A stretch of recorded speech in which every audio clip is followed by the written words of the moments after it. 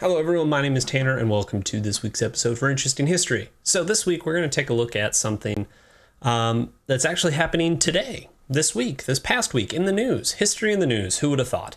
And it's actually a very controversial topic and maybe one that I don't fully understand since I'm not necessarily in the situation, but I thought I'd provide my viewpoint on what is going on currently in the last week in New Orleans, where they have begun to remove Confederate monuments from the city. So it had been an ongoing battle for quite a while, and the mayor finally decided to remove them. Now, he did it in the middle of the night with police protection and snipers on the roofs over the monuments because he expected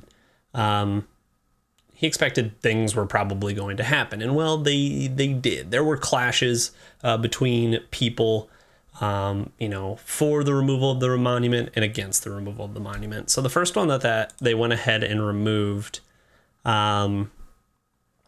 was, I believe, a Robert E. Lee statue. And it's actually the Battle of Liberty Place monument. Now, the thing you have to understand is that these statues were erected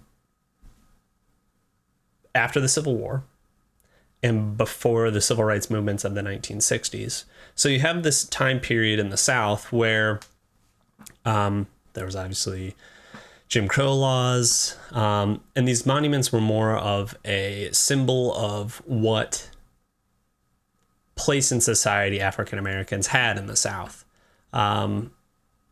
And it's something that you kind of, I want to play devil's advocate at the same time, because I agree that these monuments shouldn't be up while they have historical significance to the South. You can also argue that maybe statues of Genghis Khan shouldn't be erected in Mongolia, right? They think he's a national hero, but he killed 20 million people probably. Does he deserve a statue? These men were slave owners. They rebelled against the United States for slavery. They shouldn't have a statue in the United States. It just shouldn't happen. But then you also have to argue we shouldn't have, if you were going to go with because they were slave owners, George Washington, slave owner. Thomas Jefferson, slave owner. They both have monuments in Washington, D.C. You can go to George Washington's house now and see the slave quarters.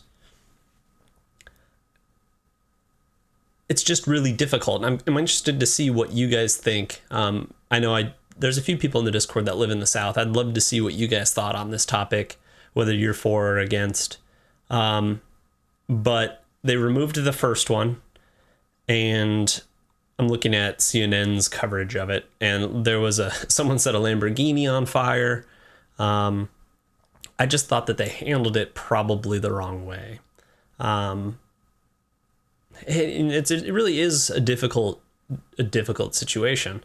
And I keep saying that because, like, as I talk, I'm like, yeah, that makes a lot of sense. And then I go, no, too far, bring it back a little bit. And then I get too far to the other side. I'm like, oh yeah, that makes a lot of sense. Because history is tough. And that's what people really don't understand, is history isn't black or white. That's one of the toughest things about being someone that understands history and likes history, is that you can absolutely study a positive aspect of a person, but on the exact opposite side, he has a white side. Well, white being good. He has a dark side. He has a Darth Vader to the Luke Skywalker, right? And especially in American history, right? Yay, expansion, manifest destiny at the cost of lives of Native Americans. German progress in the 1930s and 40s led to a crippling war and a Holocaust. Genghis Khan killed 20 million people, but he opened up the trade from China to the Middle East. History's tough, and that's kind of what you can kind of get out of this. And in today's society where everyone wants to combat and fight each other over things, these are the sort of things that people are going to want to fight for. This is justice. This is Black Lives Matter.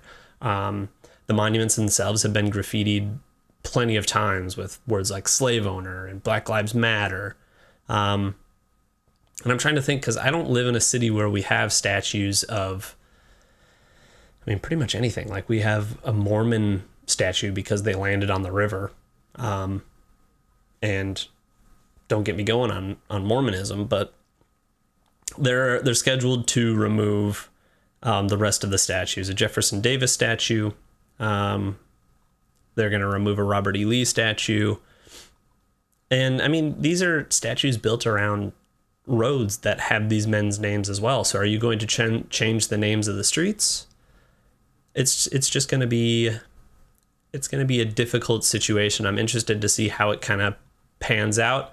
And maybe you guys can think of a situation where you live where maybe something that we glorify, in this case, Southern men from the Civil War, Robert E. Lee, Jefferson Davis, battles that the South won, that sort of thing.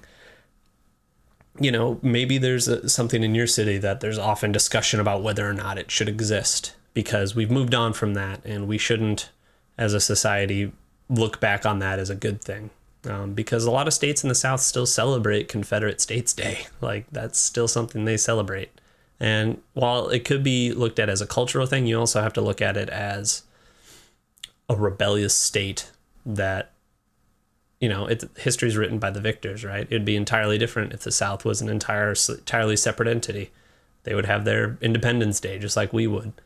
And that's something that's always fascinating to me. And it was something that Napoleon Bonaparte and Winston Churchill always, well, not always, but did speak about, was that, you know, you never hear the history of the loser because the history is written by the victor. So again, I'm interested to see what you guys think of this situation. If you want to check it out, just search like New Orleans monuments. There's like 15 articles going on, just covering what's going on down there in New Orleans with the monuments in the current situation. So overall, I think poorly handled situation by the mayor.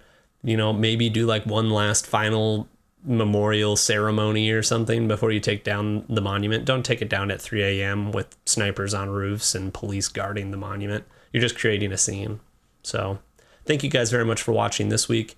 I'm going to try to get back to a little bit more history-driven stuff next week. So thank you guys very much. Talk to you then.